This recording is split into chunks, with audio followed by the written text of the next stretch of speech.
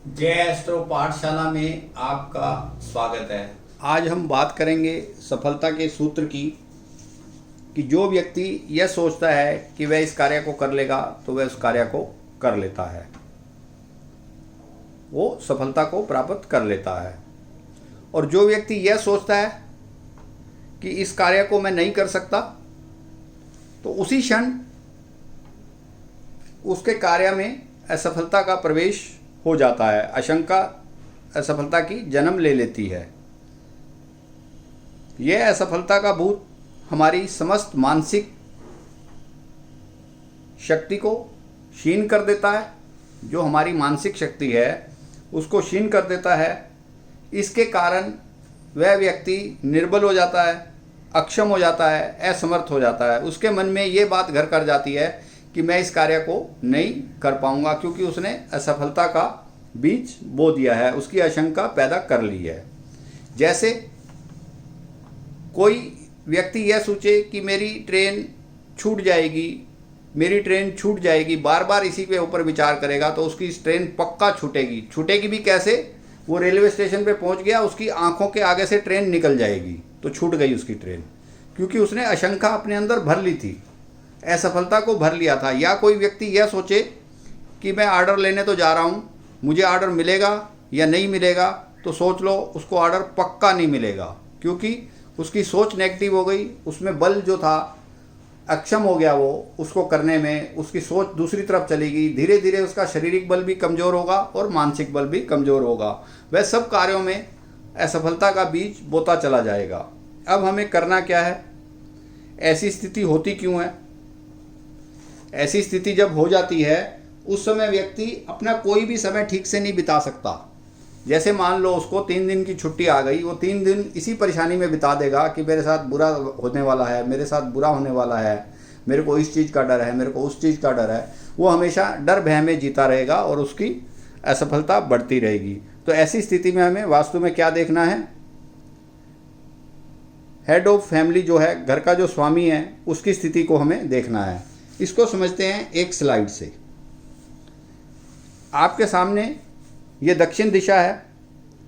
यदि जातक की दक्षिण दिशा या बेडरूम में कुछ कमी है, कुछ खराबी है, तो ऐसी स्थिति उसके साथ हो सकती है। दक्षिण दिशा में क्या खराबी हो सकती है? दक्षिण दिशा बढ़ी हुई हो सकती है, दक्षिण दिशा कटी हुई हो सकती है, दक्षिण दिशा जो है उसका स्लोप नीचे की तरफ हो सकता है, दक्षिण दिशा का। ऐसी परिस्थितियां हो सकती हैं। तो हम क्या समझेंगे? दक्षिण दिशा खुली हो सकती है तो ये समझेंगे कि उसकी दक्षिण दिशा जो है वो प्रॉपर काम नहीं कर रही, वो खराब है। या दक्षिण दिशा के साथ साथ उसका बेडरूम भी जो यहाँ पर है, यहाँ पर है, उसमें भी कुछ कमी है, बेडरूम की व्यवस्था भी ठीक नहीं है, तो जातक को रात भर नींद ठीक से नहीं आएगी। वो ना तो रात को सो पाएगा, ना अगले दिन कार्य ठीक से कर पाएगा। उसके दिमाग में ये परेशानियां चलती रहेंगी कि मेरा कार्य नहीं होगा। इसके साथ साथ हमें 3-4 चीज़ों का और ध्यान रख लेना चाहिए। ये 4 चीज़ें क्या हैं? पहली मैंने बताई आपको दक्षिण दिशा और बेडरूम। दूसरा मैंने बताया कि संध्या के समय वो नहाना शुरू कर देता है या खाना खाना शुरू कर देता है। ऐसी स्थिति उसके साथ होने लग जाती है। उसके घर में कटीले पौधे होंगे, कटीले जो है कांटे वाले पौधे होंगे, ये भी हो सकता है। और इसके साथ साथ और क्या हो सकता है? जातक रसोई में, जो जातक के घर की रसोई है उसमें जूठे बर्तन छोड़ता होगा रात को, उसके जूठे बर्तन रात को रहते होंगे। परिस्थितिवश कई बार हमें छोड़ने भी पड़ते हैं। कोशिश ये करनी चाहिए कि हमें जूठे बर्तन रात को ही साफ़ करके रख लेने चाहिए। यदि ऐसी स्थिति कभी बन भी जाती है कि हमें जूठे बर्तन रखने पड़ेंगे, तो वैसी स्थिति में हमें उन्हें ढक कर रखना चाहिए, जिससे कि उसकी नेगेटिविटी पूरे घर में ना फैले, हमारे बेडरूम तक ना आए, जिससे कि हम सो नहीं पाएंगे। और संध्या के समय हमें क्या करना है? एक बात का और ध्यान रखना है, थोड़ी पूजा करनी चाहिए। पूजा करने से और पवित्र धुआं करने से हमारे घर में पॉजिटिव ऊर्जा आती है। रात भर हम आराम से सो सकते हैं, हमारी नींद अच्छे से पूरी होगी। ये सब चीज़ें हम ध्यान में रख सकते हैं। तो हमें पहले तो ये देखना है कि हमारा साउथ खराब तो नहीं है, हमारा बेडरूम खराब तो नहीं है, कहीं हम शाम के समय नहा तो नहीं रहे, या शाम के समय खाना तो नहीं खा रहे। संध्या के समय, मतलब खाना तो रात को आपको खाना ही है, संध्या के समय की मैं बात कर रहा हूँ। कटीलेदार पौधे अगर घर में हैं तो उनको हमें हटा देना चाहिए।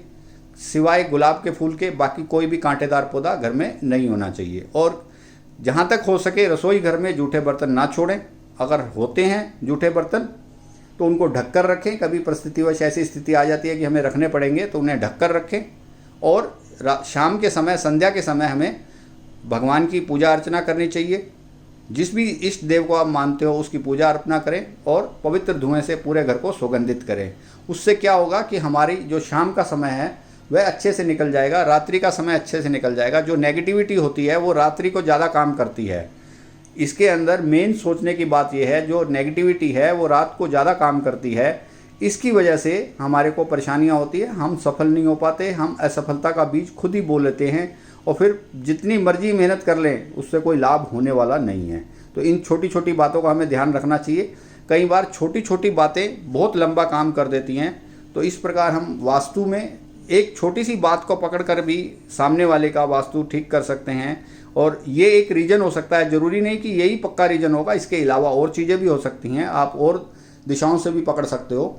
जो ये दक्षिण दिशा है, ये दक्षिण दिशा हमारा साउथ का 22.5 डिग्री राइट में और 22.5 डिग्री लेफ्ट में है। टोटल घर का ये 45 डिग्री का हिस्सा है। और बीच में जो ये है, ये ब्रह्मस्थान है, ये हमेशा खाली रहना चाहिए। ब्रह्मस्थान खाली रहना चाहिए।